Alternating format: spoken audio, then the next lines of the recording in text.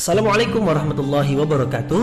Mari klik subscribe di channel ini dan aktifkan tanda loncengnya untuk mendapatkan update pemberitahuan di video berikutnya.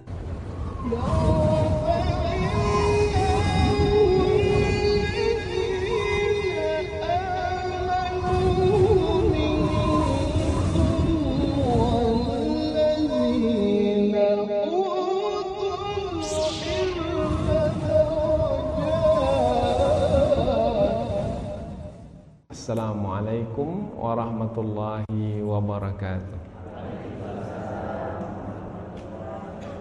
Alhamdulillahi rabbil alamin, wa bihi nasta'inu ala umurid dunya waddin, nasta'inuhu wa nastaghfiruh wa na'udzu billahi min syururi anfusina wa min sayyiati a'malina.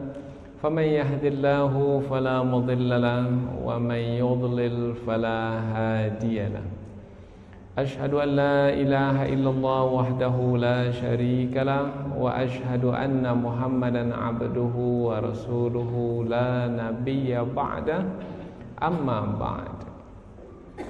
Kita bersyukur kepada Allah Subhanahu wa taala yang masih melimpahkan rahmat dan nikmat-Nya. Kita bersyukur dengan mengucapkan Alhamdulillahi Rabbil Alamin. Tidak lupa pula bersalawat kepada Rasulullah sallallahu alaihi wasallam dengan mengucapkan Allahumma salli ala Sayyidina Muhammad wa ala ali Sayyidina Muhammad. Dan bersalam kepada Rasulullah dengan mengucapkan Assalamu alayka ya Rasulullah. Alhamdulillah, pada kesempatan ini kita dapat kembali meneruskan pengajian tafsir ayat-ayat suci Al-Quran, yang mana insyaAllah kita akan teruskan kepada ayat yang ke-7 dari surah Al-Baqarah. Sebelum ini kita sudah sampai kepada ayat yang ke-6, yaitu yang menerangkan tentang orang-orang kafir. Orang-orang kafir itu adalah orang-orang yang diberi peringatan atau tidak diberi peringatan, mereka tetap tidak beriman.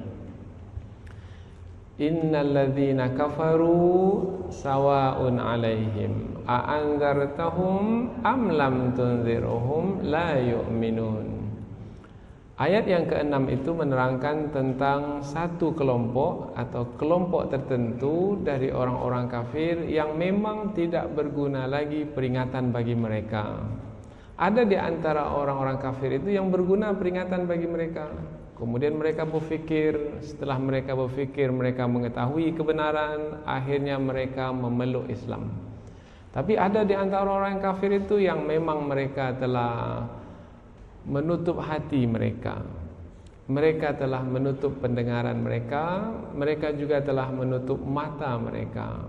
Maka apabila mereka sudah menutup diri mereka dari kebenaran, maka itulah yang membuat mereka tetap di dalam kekufuran dan tidak akan pernah beriman meskipun peringatan disampaikan kepada mereka.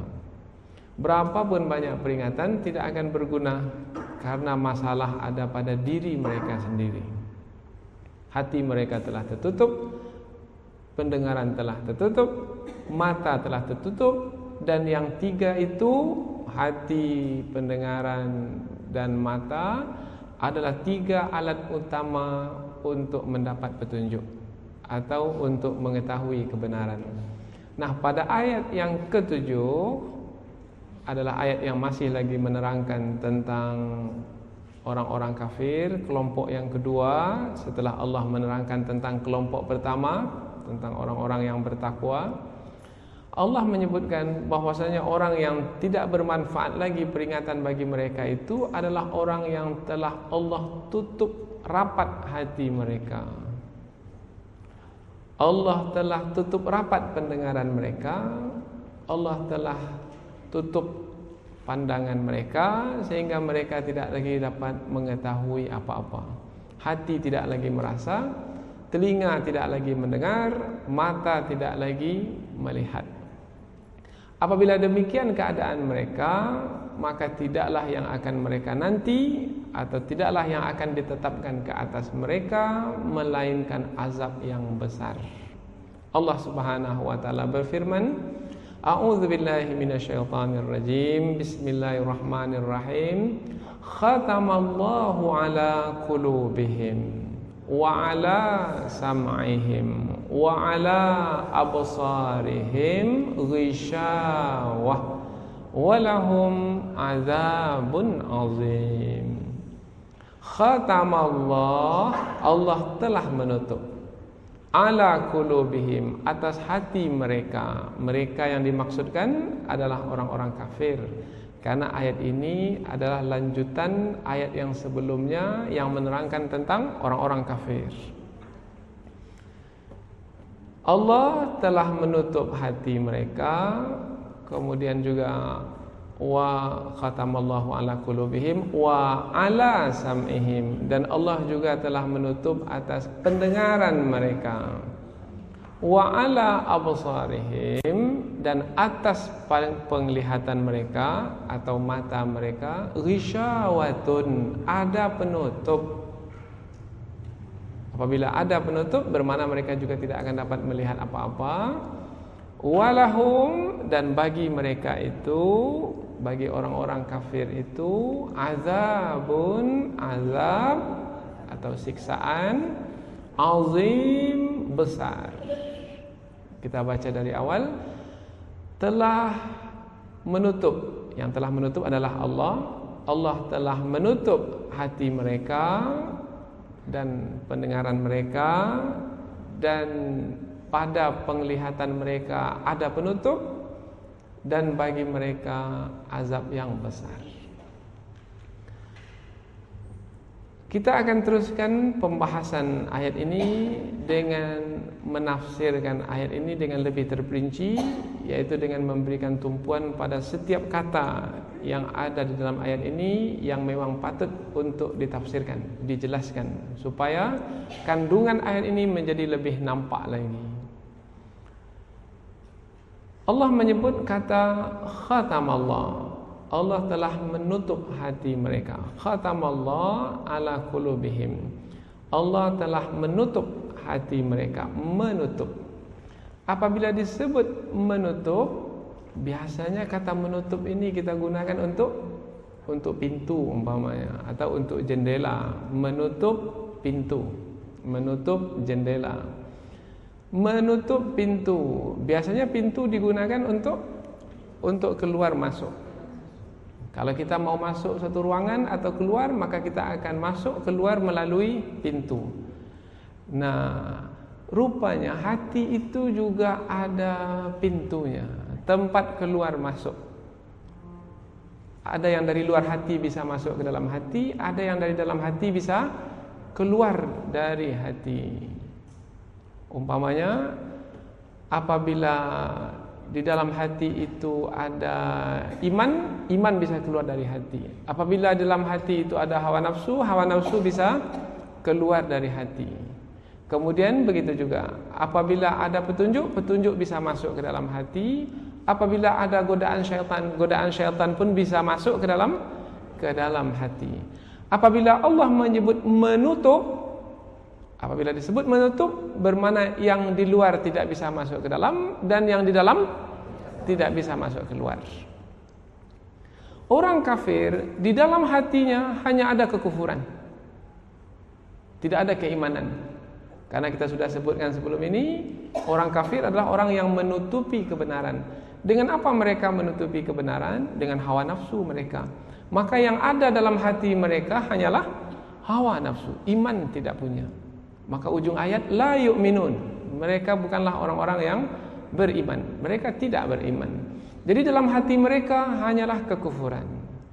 Kemudian Rasul menyampaikan kepada mereka peringatan, petunjuk. Nah, karena mereka itu adalah orang-orang yang tidak berguna petunjuk bagi mereka, disebabkan karena mereka sendiri yang tidak mau menerima peringatan, maka Allah menutup hati mereka. Apabila Allah menutup hati mereka, peringatan tidak akan bisa masuk lagi ke dalam hati mereka. Dan kekufuran yang ada dalam hati mereka pula tidak akan keluar. Bermakna apabila disebut dan Allah menutup hati mereka, maka maksudnya adalah mereka akan tetap dalam kekufuran sampai akhir hayat mereka. Itu kalau sudah digunakan kata menutup. Kalau sudah digunakan kata menutup, maka sampai kapanpun peringatan tidak akan bisa masuk ke dalam hati mereka, hati orang-orang kafir, dan kekufuran yang ada dalam hati mereka pun tidak akan keluar berganti dengan iman, tidak akan. Maka bermakna mereka tetap dalam kekufuran dan akan mati di dalam kekufuran. Kata khatama sebenarnya diambil dari kata al-khatmu, bermakna cop. Tahu cop? Stempel. Biasanya kapan kita stempel ini? Apabila semua sudah selesai dan tidak akan dirubah lagi, maka akan dicop, akan distempel. Maka tidak ada lagi perubahan. Biasanya kalau kita pergi ke akta notaris, maka penulis akta notaris itu dia akan tulis apa saja yang kita inginkan. Masih bisa dirubah selagi masih belum dicop, masih belum distempel, bisa rubah. Tapi kalau sudah distempel, dia akan garis-garis tepi-tepinya itu, sehingga tidak akan mungkin kita tambah satu patah kata lagi. Nah, ini maknanya al-khatmu. Sudah dicop, sudah distempel, bermakna sudah tidak akan berubah lagi. Apabila Allah telah khatama ala qulubihim, bermakna tidak akan pernah berubah lagi selama-lamanya. Jadi orang-orang kafir yang dimaksudkan dalam dua ayat ini, ayat 6 dan 7, adalah orang kafir yang memang tidak akan berubah lagi, yang memang telah Allah tetapkan dalam qada dan qadarnya. Mereka adalah kelompok orang kafir yang tidak akan berubah. Dan kita sudah sampaikan dalam pengajian yang sebelum ini, jadi ada kelompok orang kafir yang memang tidak akan berubah. Maka apabila kita berdakwah kepada mereka, mereka tak juga berubah, jangan sedih hati. Jangan sedih hati. Apa sebab? Sebab memang ada kelompok orang kafir yang tidak akan berubah sampai akhir hayat mereka. Nah, itu yang kita sampaikan pada pengajian yang lalu. Maka di sini diulang sekali lagi oleh Allah untuk menjelaskan seperti apa sebenarnya orang-orang kafir yang tidak bermanfaat peringatan bagi mereka. Maka Allah sebutkan hati mereka tertutup, pendengaran mereka tertutup, di hadapan mata mereka juga ada penutup sehingga mereka tidak dapat melihat apa-apa. Kalau sudah demikian, maka kita tidak akan mungkin dapat merubah mereka atau mengajak mereka, mendakwahi mereka supaya beriman. Kita sudah sebut juga sebelum ini tentang Nabi sendiri pun ada di antara Nabi yang tidak mampu untuk merubah keadaan istrinya supaya beriman. Bahkan Nabi Muhammad SAW sendiri pun tidak dapat merubah pamannya untuk memeluk Islam, untuk beriman kepada Allah. Maka di sini dari ayat ini kita dapat pengajaran yang sangat berharga, bahwasanya memang ada satu kelompok dari orang kafir yang memang tidak akan berubah selama-lamanya. Mereka tetap dalam kekufuran. Namun yang ingin kita cermati dari ayat ini adalah 3 alat untuk mendapatkan petunjuk. Ketiga-tiganya sudah tidak berfungsi lagi pada orang-orang kafir yang kita maksudkan tadi, yaitu hati, telinga, pendengaran, mata, penglihatan. Nanti kita akan ambil pengajaran pula. Kalau mau mendapat petunjuk, gunakan yang 3 ini, karena ini adalah alat yang paling berguna untuk mendapat petunjuk. Semakin digunakan, semakin banyak petunjuk dapat. Semakin digunakan, semakin dalam pengetahuan akan didapatkan. Yang pertama, yang paling berharga, hati. Berikutnya telinga, berikutnya mata. Diurut sedemikian rupa. Diurut sedemikian rupa. Berbeda dengan urutan ketika Allah menyebutkan manusia itu ketika keluar dari rahim ibunya. Maka yang Allah berikan pertama yang Allah berikan pendengaran, setelah itu penglihatan, setelah itu baru Allah sebut hati. Tapi dalam ayat ini Allah sebut hati dulu, baru pendengaran, baru penglihatan. Pamannya Allah berfirman, wallahu akhrajakum min butuni ummahatikum la ta'lamuna syai'a.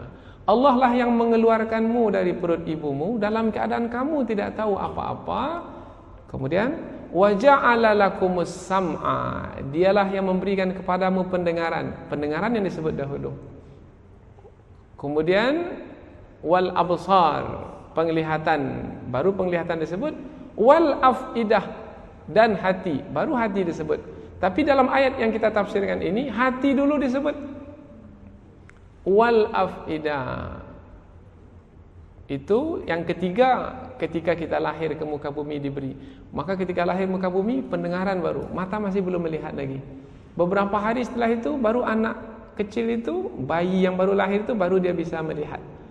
Setelah itu baru tumbuh perasaan dalam hatinya atau pengetahuan, pemahaman dalam hatinya. Nah, itu apabila dia sudah mulai besar. Tetapi dalam ayat ini Allah bukan menerangkan tentang perkembangan kehidupan manusia, tidak. Dalam ayat yang kita tafsirkan ini Allah menerangkan tentang keadaan orang-orang kafir. Nah, apabila Allah ingin menerangkan keadaan orang-orang kafir, maka Allah sebutkan ada 3 karunia utama yang Allah berikan kepada mereka, tapi mereka sia-siakan. Yang paling berharga pertama adalah hati, karena hati adalah alat untuk memahami. Telinga bukan alat untuk memahami. Telinga itu adalah alat yang kita gunakan untuk mendengar, kemudian nanti pendengaran itu yang ditangkap oleh telinga itu akan dibawa ke otak, kemudian otak nanti akan memahaminya dan akan diletakkan di dalam hati untuk mendalaminya. Karena kita ada 2 alat untuk memahami, satu otak yang di kepala, satu lagi hati yang di dalam dada. Otak yang di kepala memahami yang nampak, yang fisik. Tetapi kalau hati memahami yang tak nampak, yang metafisik, yang gaib. Nah, yang gaib itu hanya mampu difahami oleh hati, oleh otak tidak mampu. Umpamanya tentang Allah Subhanahu wa taala, tentang zat Allah gaib. Kalau diakal-akalkan untuk difahami dengan otak, tak akan mampu kita memahaminya. Tetapi apabila dibawa ke hati, maka mudah kita memahami. Pasti ada Allah Subhanahu wa taala. Karena alam semesta ini ada. Kalau alam semesta ini ada, pasti ada yang mengadakannya. Sebab tidak mungkin alam semesta ini ada dengan sendirinya. Pasti ada yang mengadakannya. Maka yang mengadakannya adalah diberitahu dalam Al-Quran, Allah Subhanahu wa taala. Seperti apa Allah? Otak tak mampu lagi memahami, tetapi hati dapat memahami. Sebab hati di dalamnya ada iman. Iman itulah yang akan membuatnya memahami. Oh ya, Allah itu ada. Seperti apa zatnya? Kata hati tak perlu seperti apa zatnya. Yang penting telah mengetahui, meyakini bahwasanya memang Allah itu ada. Kemudian dikatakan bahwasanya Allah itu ada dan tidak mampu dicapai karena sifatnya yang sempurna. Kalau sifatnya sempurna, maka tak mampu dicapai oleh panca indera. Mata tak akan boleh melihatnya, telinga tidak akan mampu mendengarnya. Karena kalau masih bisa dilihat, masih bisa didengar, bermakna tidaklah memiliki sifat sempurna karena masih bisa dilihat. Maka Tuhan itu, Allah itu mesti tak bisa dilihat, tak bisa didengar, tak bisa dirasakan. Karena dengan demikian nampaklah sifat sempurnanya. Tapi nanti di dalam surga baru bisa dilihat. Tapi di dunia tidak, untuk menerangkan sifat kesempurnaannya. Begitu juga tentang surga dan neraka. Ada surga dan neraka itu ada, mesti ada akal memahaminya. Tapi di mana dia sekarang? Nah, di mana dia sekarang? Bisakah kita melihatnya? Adalah di antara perkara yang gaib. Hati dapat memahaminya. Hati bisa mencapai keberadaan syurga dan neraka itu. Kata hati, dia ada dalam ilmu Allah Subhanahu wa taala. Nah, jadi hati ini dia memahami sebagaimana juga otak memahami. Dan apabila hati ini dia mampu memahami, bermakna dia adalah yang paling berharga pada manusia. Sebab harga manusia itu ada pada pemahaman. Bandingkan dengan hewan, manusia melihat, hewan juga melihat. Manusia mendengar, hewan juga mendengar. Tapi manusia memahami, hewan tidak.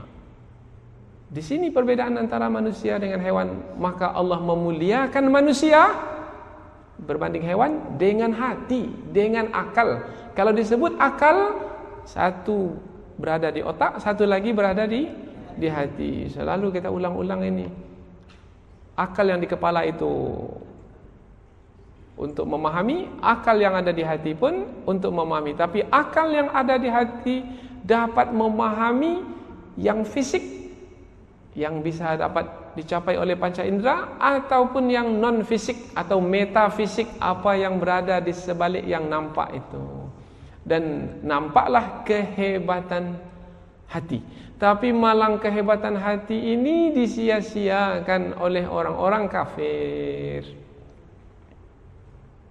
Padahal kemuliaan manusia ada pada akal yang ada di kepala dan yang ada di hati. Walaqad karramna bani Adam. Kami muliakan anak Adam itu atau bangsa manusia itu dengan akal. Nah, karena mereka tak mau menggunakan hati mereka, maka Allah tutup hati mereka. Allah menutup hati mereka. Kalau Allah menutup hati mereka, siapa yang patut disalahkan? Allah yang menutup atau mereka orang-orang kafir itu? Kan disebut ni Allah menutup hati mereka. Jangan-jangan nanti mereka pada hari kiamat mengatakan, ya Allah, mengapa tutup hati kami? Bukan salah kami ya Allah, karena yang menutup hati kami bukan kami, yang menutup hati kami adalah Allah. Ada yang memahami sampai seperti itu. Maka kita katakan, kita berikan penjelasan, Allah Subhanahu wa taala tidaklah serta-merta menutup hati mereka.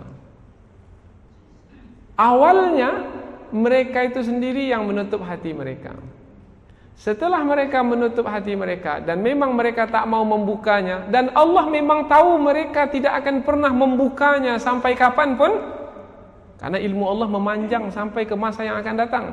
Karena Allah mengetahui bahwasanya mereka tidak akan membuka hati mereka, mereka telah menutup hati mereka, maka Allah pun menutup hati mereka. Jadi makna di sini Allah menutup hati mereka, Allah menutup hati mereka setelah mereka menutup hati mereka terlebih dahulu. Lalu siapa yang patut dipersalahkan?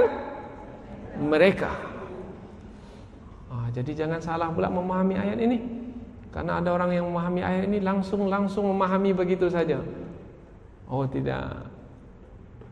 Allah yang menutup hati mereka memang, tetapi Allah menutup hati mereka setelah mereka menutup hati mereka terlebih dahulu. Umpamanya tentang kaum Ad dahulu, atau tentang kaum Samud yang tidak mau menerima peringatan. Dikirim kepada mereka Nabi Hud alaihi salam. Ini kepada kaum Samud. Kemudian kaum Samud ini telah menerima penjelasan, petunjuk dari Nabi Hud alaihissalam dengan terang, dengan jelas. Mereka memahami petunjuk itu, mereka mengetahuinya, tahu mereka mana yang baik, mana yang buruk, mana yang boleh, mana yang dilarang. Tetapi mereka lebih memilih kesesatan dari petunjuk. Silakan lihat surah Hud ayat 52. Allah berfirman, bukan ayat 52. Kalau ayat 52 seruan Nabi Hud kepada kaumnya. Qala ya qaumi astaghfiru rabbakum thumma tubu ilaih yursilis samaa 'alaikum midrara wa yazidkum quwwatan ila quwwatikum wa la tatawallaw mujrimin. Ini seruan Nabi Hud kepada kaumnya. Kemudian sampai seruan Nabi Hud itu kepada kaumnya pun memahami. Allah menyebutkan wa ammat Thamud, adapun kaum Thamud fahadainahum, kami sampaikan hidayah kepada mereka. Sampai hidayah kepada kaum Thamud, tetapi fastahabbul ama 'alal huda, mereka lebih menyukai kesesatan. Kesesatan dalam ayat ini menggunakan kata ama maknanya kebutaan. Mereka lebih menyukai kebutaan, kesesatan daripada petunjuk. Fastahabbul ama 'alal huda fa akhadhathum sa'iqatul 'adzabil huni bima kanu yaksibun. Maka yang mereka terima setelah itu, karena mereka sudah menutup hati mereka, tak mau menerima kebenaran petunjuk, maka tidak ada lagi yang akan mereka tunggu kecuali azab Allah, karena mereka tak akan berubah juga, tidak akan bertaubat juga. Maka orang yang seperti itu hanya akan menunggu azab Allah. Fa akhadhathum sa'iqatul 'adzabil hun, maka halilintar kilat yang berisi api menyambar mereka, membumi hanguskan rumah mereka dan menjadikan mereka bagaikan abu dan menghinakan mereka disebabkan karena apa yang telah mereka kerjakan, yaitu kekufuran, memilih kekufuran. Nah, ini kisah dari kaum terdahulu. Khatamallahu ala qulubihim, Allah telah menutup hati mereka. Menutup kita sudah tahu tadi maknanya, sekarang pula makna hati sekarang. Qulubihim, ala qulubihim. Qulub jamaknya jamak dari qalbun. Qalbun hati, qulub hati, bentuk banyaknya.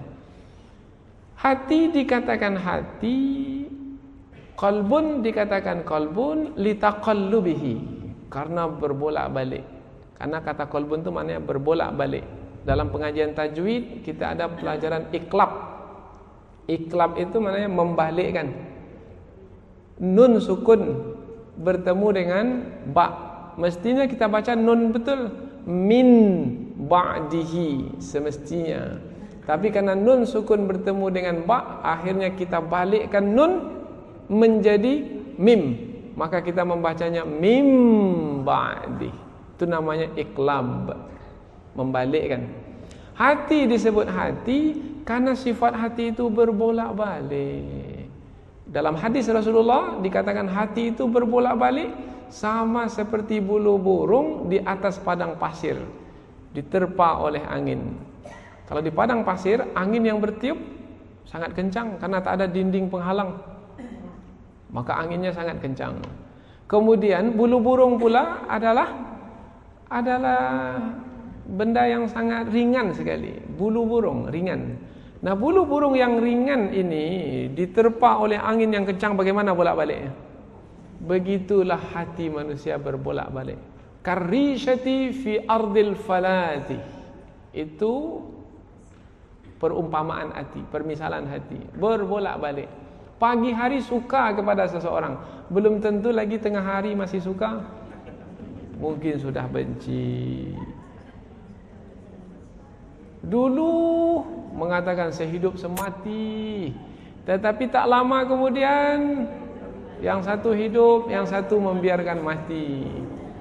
Apa sebab? Sebab hati berbolak-balik.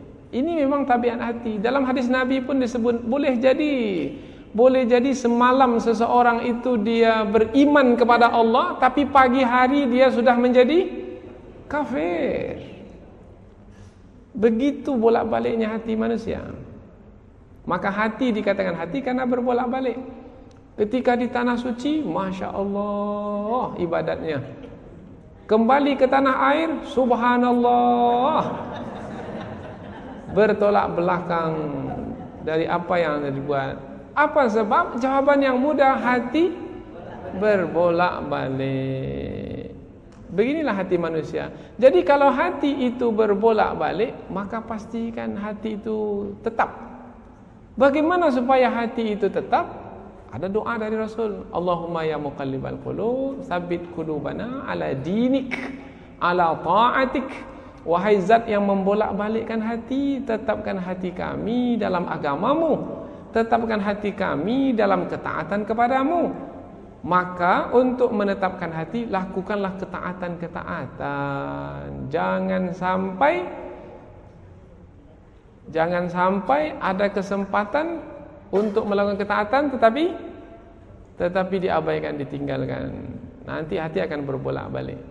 Ada saja kesempatan taat. Jangan sampai ada kesempatan melakukan maksiat, karena maksiat itu nanti yang akan membalikkan hati. Mungkin maksiat itu kecil saja, dosa kecil. Tetapi ingat, api yang besar yang membakar gedung yang besar dimulai dari api yang kecil. Dosa yang besar dimulai dari dosa yang kecil. Maka pastikan tetap dalam ketaatan, itulah yang akan menetapkan hati untuk tidak berbalik kepada kekufuran ataupun kepada kemaksiatan. Jadi hati disebut hati karena dia berbolak-balik. Nah, sekarang Allah telah menutup hati itu, bermakna dia sudah tetap di dalam kekufuran. Tak ada lagi harapan untuk beriman sebab Allah telah menutupnya. Kita ulang sekali lagi, Allah menutupnya setelah mereka menutup hati mereka, supaya kita tetap mengagungkan Allah Subhanahu wa taala.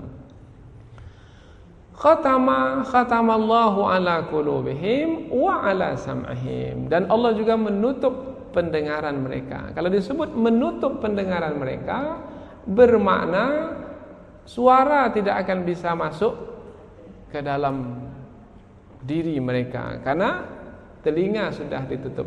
Telinga ini adalah sarana untuk mendapatkan pengetahuan yang akan dibawa ke otak, akal yang ada di kepala, dan ke hati untuk memahami.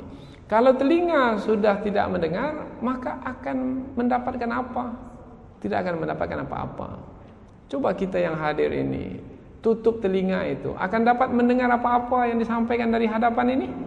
Tidak. Maka tidak akan mungkin dapat memahami apa-apa. Nah, di sini Allah telah menutup telinga, maknanya Allah telah menutup sarana. Jadi hati itu sendiri sudah rusak, sarana pun sudah rusak. Atau hati itu tak berguna, sarana pun juga tidak berguna. Ada orang hatinya baik, meskipun telinganya tak baik, masih bisa dia mendapatkan kebaikan, masih bisa mendapatkan petunjuk. Orang peka umpamanya, telinganya memang peka, tapi bisa mendapat petunjuk karena masih lagi ada satu lagi sarana yang lain yang bisa digunakan untuk mendapat petunjuk, yaitu mata melihat, atau satu lagi panca indera merasa, dan seterusnya. Nah, tetapi Allah urutkan yang paling penting pun sudah rusak, hati.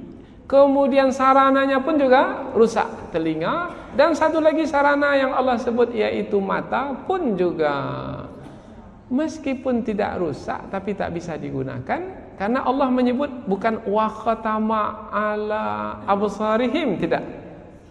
Kita tengok di sini ayat khatamallahu ala qulubihim wa ala sam'ihim. Tapi Allah tidak menyebut wa ala absarihim, tidak. Tapi Allah menyambungnya, wa ala absarihim ghishawatun. Di hadapan mata mereka itu ada penutup. Matanya tak rusak, tetapi ada penutup di hadapan mata. Maka penutup itu telah menghalang mata mereka dari melihat. Mata saya tak rusak, tapi kalau saya letakkan tangan ini di hadapan mata, tak ada gunanya mata. Meskipun baik, tapi tidak ada gunanya. Wa ala absarihim ghishawa walahum azabun azim. Sebelum kita sampai kepada walahum azabun azim, bagi mereka azab yang besar, kita bahaskan dahulu tentang hati Telinga, pendengaran, kemudian penglihatan, mata. Hati sudah kita fahami tadi, maknanya adalah untuk mengetahui, untuk memahami, untuk meyakini. Karena hati yang kita maksudkan bukan hati yang difahami oleh para dokter, yaitu segumpal darah yang ada di dalam dada sebelah kiri. Bukan itu yang kita maksudkan. Yang kita maksudkan hati di sini adalah kekuatan merasa, kekuatan memahami, kekuatan mempercayai, kekuatan meyakini, yang hati itu juga mencintai, hati itu juga rindu, hati itu juga suka. Itu semua adalah perbuatan hati. Nah, hati itu yang dimaksudkan. Nah, kalau disebut hati itu sudah ditutup, bermakna hati itu sudah tidak lagi merasa, hati itu tidak lagi memahami, hati itu tidak lagi meyakini, dan seterusnya. Sama dengan tidak punya hati. Maka kalau kita dengar ada orang mengatakan tak punya hati, dia itu bermakna memang selama-lamanya tak akan berubah. Memang seperti itu saja, tak punya hati. Kalau punya hati, masih ada diharapkan dia berbolak-balik, satu ketika mungkin dia akan menjadi baik. Tapi kalau tak punya hati, itu memang selama-lamanya dia akan tetap seperti itu. Hati. Setelah itu pendengaran. Apabila kita sebut pendengaran, bermakna kekuatan yang ada pada telinga untuk menangkap bunyi. Itu makna pendengaran. Kekuatan pada telinga untuk menangkap bunyi. Dan untuk dapat menangkap bunyi, kita perlu udara. Kalau tidak ada udara, maka bunyi itu tidak akan terhantarkan ke telinga kita ini. Kalau kedap suara lah, di sini tidak ada udara, kosong, maka bunyi tidak akan dapat keluar. Tengok studio rekaman umpamanya. Studio rekaman itu dalam satu studio itu sudah dibuat pintu, kemudian dibuat pintu satu lagi sehingga kosong di situ, kemudian barulah ada ruangan di luar. Maka rekaman yang ada dalam, suaranya tidak akan sampai keluar sebab tidak terhantarkan ke luar, meskipun dekat saja jaraknya. Tapi kalau ada yang menghantarkan berupa udara, maka bunyi itu akan terhantarkan dan dapat didengar. Itu makna pendengaran. Pendengaran itu menangkap bunyi yang dihantarkan oleh udara. Nah, apabila Allah telah menutup telinga mereka, adapun bunyi, adapun udara, tidak akan berguna bunyi tersebut atau peringatan, karena peringatan mengeluarkan bunyi. Tidak akan berguna bunyi tersebut, tidak akan berguna udara tersebut, karena memang telinga itu betul sudah tertutup. Kalau adalah penyumbat di telinga, kita tengok ada orang yang pakai Walkman. Ada Walkman itu penyumbat telinga namanya. Disumbatkan ke sini, R right, L left kiri. Ada yang kanan, ada yang kiri. Kalau dari sumbatnya telinga ya, itu tak bisa lagi suara yang lain masuk. Mengangguk-angguklah dia sampai pagi. Apa yang dia fahami kita pun tak tahu.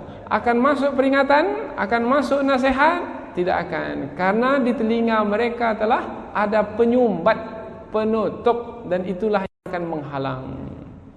Nah, ini untuk memahami ayat ini. Seperti itulah keadaan orang-orang kafir.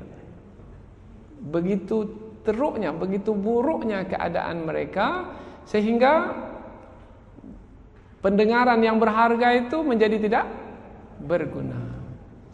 Satu lagi adalah mata. Mata ini adalah untuk menangkap rupa. Kalau tadi telinga untuk menangkap bunyi, peringatan yang disampaikan, nasihat, menangkap bunyi. Kalau mata ini menangkap rupa. Kalau menangkap rupa ini melihat tanda-tanda kekuasaan Allah. Tengok gunung terpacak, ini adalah yang mengokohkan bumi. Tengok laut, 2/3 dari muka bumi ini tanda kekuasaan Allah, yaitu untuk menaikkan air laut tersebut menjadi awan, kemudian nanti akan ditolak ke darat untuk diturunkan menjadi hujan, maka sebagai sumber kehidupan bagi manusia, mata menyaksikannya. Dan tanda-tanda kekuasaan Allah yang ditangkap oleh mata itu sebenarnya bisa menjadi peringatan, pengajaran bagi mereka. Tapi malangnya orang kafir ni, mata mereka itu di hadapannya sudah ada penutup. Maka dalam tafsir disebutkan maksud penutup di sini, mata ada tetapi tidak mau mengambil pengajaran dari apa yang dilihat. Awan ada. Kalau kita tanya apa itu awan, dia sampai begitu saja, awan. Tapi dia tidak sampai kepada ini adalah tanda kekuasaan Allah, tak sampai. Apa sebab? Sebab tidak dapat menggunakan mata dengan baik sehingga sampai kepada kekuasaan Allah. Kalau orang yang beriman tidak, mereka lihat ciptaan Allah, kemudian mereka melihat tanda kekuasaan Allah, akhirnya mereka berzikir mengingat Allah. Alladzina yadhkuruna Allaha qiyaman wa qu'udan wa 'ala junubihim wa yatafakkaruna fi khalqis samawati wal ard. Kemudian mereka menyebut Rabbana ma khalaqta hadza batila. Mereka melihat, mereka fikirkan apa yang mereka lihat. Mereka lihat umpamanya kesan dari gempa bumi, kehancuran. Mereka bukan melihat, aduh dah robohlah hotel ini, aduh sudah tertimbunlah kampung ini. Bukan itu saja yang mestinya, itu adalah yang nampak oleh mata. Semestinya apa yang ada di sebalik yang terjadi itu, yang dapat kita saksikan dengan penglihatan mata. Yang ada di sebaliknya adalah di sana ada yang berkuasa ke atas bumi ini, sehingga yang tadinya bumi ini diam, tenang, kemudian ada yang menggoncangkannya, menggempakannya. Oh, ini ada pesan dari sisi Allah ini. Mungkin ini adalah akibat ulah tangan kita sendiri yang telah banyak melakukan kesalahan dan kesilapan. Ini adalah teguran dari Allah supaya kita segera bertaubat kepada Allah. Kalau sampai ke tahap seperti ini, dia telah menggunakan matanya. Tapi sayangnya orang-orang kafir, telinga tak digunakan, mata tidak digunakan, bahkan yang paling berharga, hati pun tidak lagi digunakan. Maka pengajaran bagi kita adalah hati pergunakan. Kalau dapat, uruskan hati. Uruskan hati ini dengan baik, karena hati ini makanannya ada. Maka kalau tidak diberi makanannya, nanti hati itu akan kurus. Kalau hati itu sudah kurus, nanti dia akan sakit. Kalau tidak diselamatkan, nanti dia akan mati. Kemudian dia akan keras. Makanan hati adalah zikir kepada Allah, mengingat Allah dengan ibadah-ibadah yang kita lakukan. Semua yang kita buat, kita kaitkan, kita hubungkan dengan Allah Subhanahu wa taala, karena memang hidup kita ini adalah untuk mengabdi kepada Allah. Wa ma khalaqtul jinna wal insa illa liya'budun. Tidaklah aku ciptakan jin dan manusia melainkan untuk beribadah kepadaku. Nah, ini dia peran kita, yaitu mengabdi kepada Allah dengan mengupayakan 3 karunia besar. Hati diupayakan sedemikian rupa akan dapat manfaat. Telinga diupayakan sedemikian rupa akan dapat manfaat. Diupayakan ini digunakan baik-baik. Nah, jangan salah guna. Telinga memang mendengar, tapi mendengar apa? Mata memang tujuannya melihat, tugasnya melihat, tapi melihat apa? Hati itu memahami apa? Disinilah peran kita untuk memelihara 3 karunia utama dari sisi Allah ini. Dan dalam ayat yang lain Allah menyebutkan banyak di antara manusia yang menyia-nyiakan 3 karunia Allah ini. Qalilam ma tashkurun. Sedikit sekali di antara kamu yang bersyukur kepada Allah. Coba tengok masyarakat kita, masyarakat Islam kita sajalah. Mana yang lebih banyak mereka dengar? ayat-ayat Al-Quran, peringatan nasihat, atau nyanyian. Silahkan lihat. Jangan jauh-jauh, kita sendirilah. Boleh juga kita melihat diri kita ini, seberapa banyak pendengaran kita itu untuk mendengarkan yang bermanfaat bagi kita, penglihatan kita bagi yang bermanfaat bagi kita, hati kita yang bermanfaat bagi kita. Nah, sejauh mana kita menggunakan yang tiga ini, maka sebanyak itulah kebaikan akan kita dapatkan. Maka para ulama terdahulu, mereka akan coba mendengar, melihat. Tetapi mereka mendengar, melihat bukan hanya sekedar mendengar dengan mata kepala, melihat dengan mendengar dengan telinga yang ada di kepala, melihat dengan mata yang ada di kepala, tidak. Karena dalam hadis Nabi juga disebutkan, ada mendengar, ada melihat, tetapi mendengar, melihat dengan hati. Rupanya di dalam hati itu juga ada telinga, rupanya di dalam hati itu pun juga ada mata. Maka para ulama yang mengetahui perkara ini, mereka uruskan hati mereka, sehingga apabila mereka dapat menguruskan hati mereka, mereka melihat dengan mata kepala, mereka mendengar dengan telinga yang ada di kepala. Kemudian dalam masa yang sama, ketika mata tak bisa lagi melihat, ketika telinga tak bisa lagi mendengar, mereka masih dapat melihat dan masih dapat mendengar. Tapi ketika itu mereka sudah melihat dan mendengar dengan mata dan telinga hati. Sudahkah mata kita melihat pula? Bukan mata yang kepala kita maksudkan. Sudahkah telinga kita mendengar? Bukan telinga yang di tepi kepala ini yang kita maksudkan. Karena Allah menyebutkan dalam Al-Quran, siapa yang berpaling dari Al-Quran, sebenarnya mereka telah membutakan mata mereka. Membutakan mata mereka. Maka orang yang berpaling dari Al-Quran, mereka meninggalkan peringatan Al-Quran, nanti Allah bangkitkan dalam keadaan buta di hari akhirat. Wa man a'rada an dzikri fa inna lahu ma'isyatan dhanka wa nahsyuruhu yaumal qiyamati a'ma.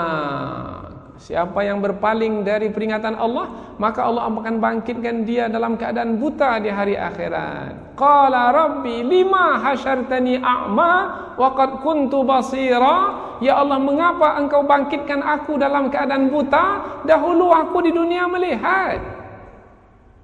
Allah menjawab, kadzalika atatka ayatuna fanasitaha fakadzalikal yauma tunsa. Memang dahulu kamu melihat di dunia, tapi mata yang di kepalamu yang melihat, tapi mata yang ada di hatimu tidak melihat. Kamu lupakan ayat-ayat Allah, peringatan Allah, petunjuk Allah, maka pada hari ini pun kamu dilupakan.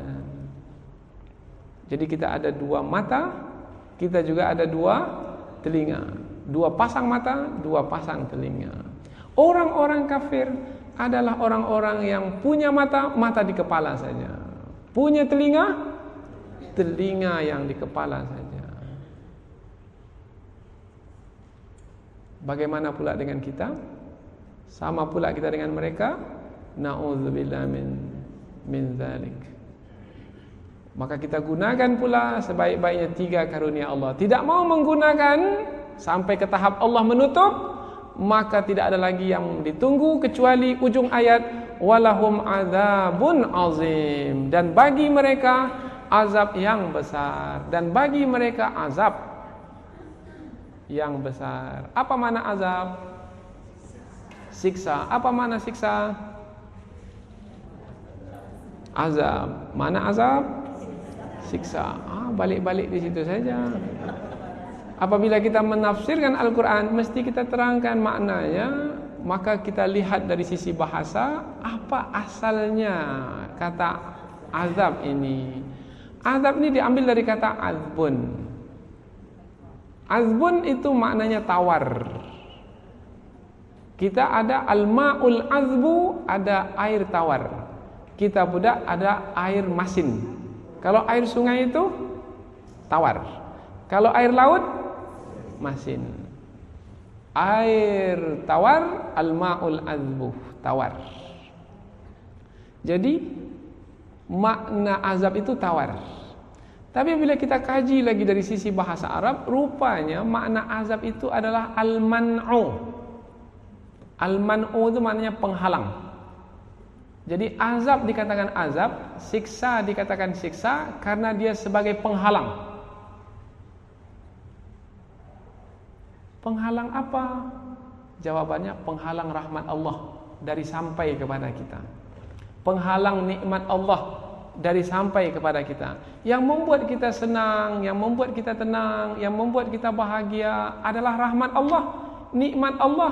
Tetapi Allah halang rahmat itu, Allah halang nikmat itu, maka kita pun tidak dapat rahmat, tidak dapat nikmat. Akhirnya kita pun terhalang. Orang yang terhalang ini adalah orang yang diazab, orang yang disiksa. Contoh mudah umpamanya kita ni nyaman hidup, tenang hidup kalau kita dapat kesehatan. Badan kita sehat. Kemudian Allah tetapkan penghalang di badan kita sehingga tidak lagi kita merasakan kenyamanan. Karena kesehatan dengan sendirinya tak dapat, karena sudah terhalang oleh penyakit.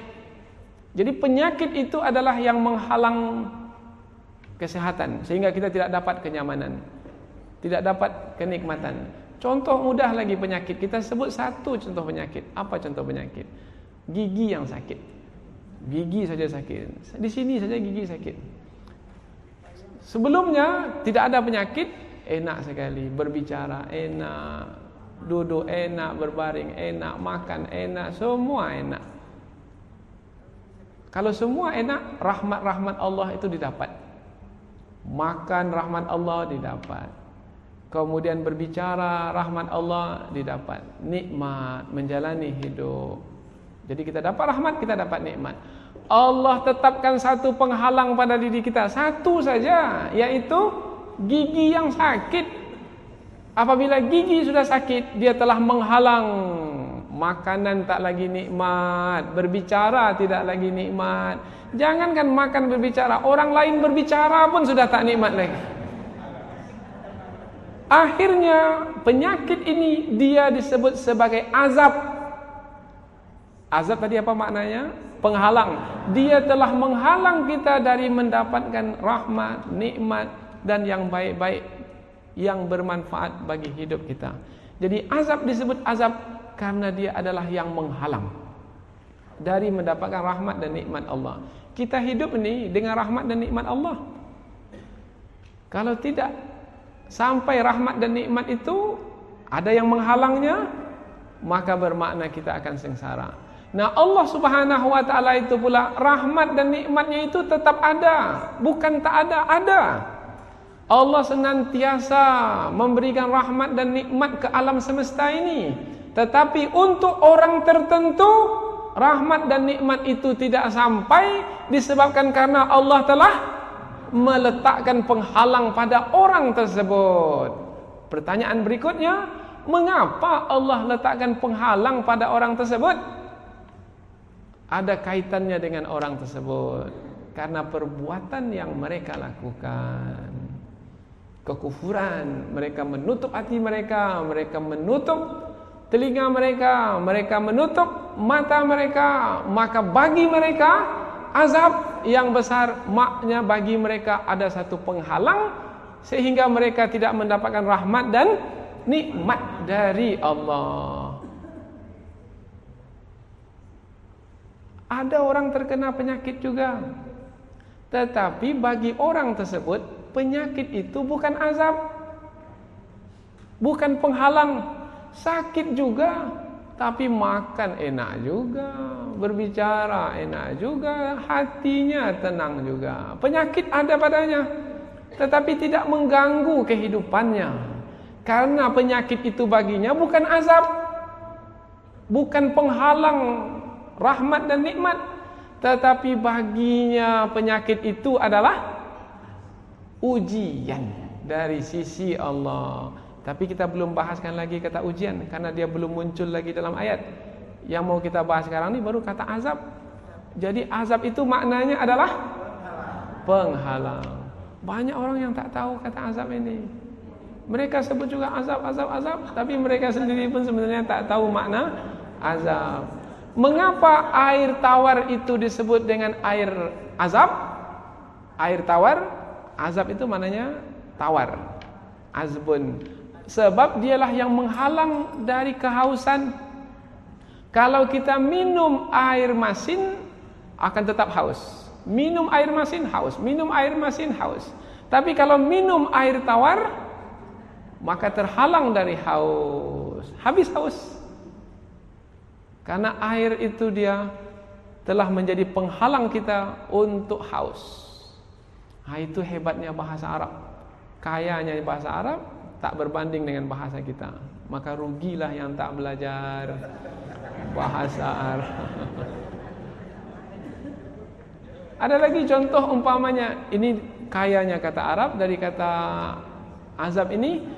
Umpamanya ada seorang lelaki. Seorang lelaki ini tak mau kahwin. Lelaki yang tak mau kahwin ini disebut azib atau azub dari kata azab. Karena dia menghalang dirinya dari mendapatkan kenikmatan hidup. Maka disebut azib atau azub. Ada lagi orang yang menghalang dari makan. Dihalang dirinya dari makan. Istilah kita sekarang dia namanya mogok makan. Dia lapar. Nah, orang yang seperti ini adalah orang azib. Orang yang mengazab dirinya, yaitu menghalang dirinya dari kenyang. Tak mau dia kenyang, dia mau berlapar. Orang seperti ini adalah orang yang menjalani azab, yaitu yang menetapkan penghalang pada dirinya untuk mendapatkan kenikmatan di dalam hidup. Kemudian ujung ayat terakhir penutup ayat kita ini, azabun azim. Bagi orang kafir itu adalah azab yang azim, maknanya kabir, azab yang besar. Mengapa untuk orang kafir ini azab yang besar? Karena perbuatan dosa mereka itu, pelanggaran yang mereka lakukan itu adalah pelanggaran yang besar, yaitu kekufuran. Apalagi yang paling besar kalau bukan kekufuran. Nah, karena dosa mereka besar, maka azab yang Allah sediakan untuk mereka pun besar. Tapi mengapa pula Allah tidak menggunakan kata kabir, azabun kabir? Mengapa Allah gunakan kata azabun azim? Karena kata azim ini sebenarnya maknanya tulang. Azim itu maknanya tulang. Azama maknanya tulang. Tulang, azam. Kita ada kulit, kita ada daging, kita ada tulang. Tulang. Nah, sebenarnya yang membuat manusia itu besar atau kecil, panjang atau pendek, bukan kulitnya, bukan dagingnya, rangka tulangnya itu. Kalau rangka tulangnya besar, dia jadi besar. Kalau rangka tulangnya kecil, dia jadi kecil. Jadi penentu besar kecil pada manusia adalah tulang. Sehingga kita bila katakan orang itu besar, bermakna tulangnya besar. Tulangnya besar, maka dia akan menjadi besar, tinggi. Itu kata azam. Nah, kata azam meskipun maknanya tulang pada asalnya, tetapi dia digunakan untuk besar karena memang dia adalah sebagai penentu, pengukur untuk kebesaran. Azam.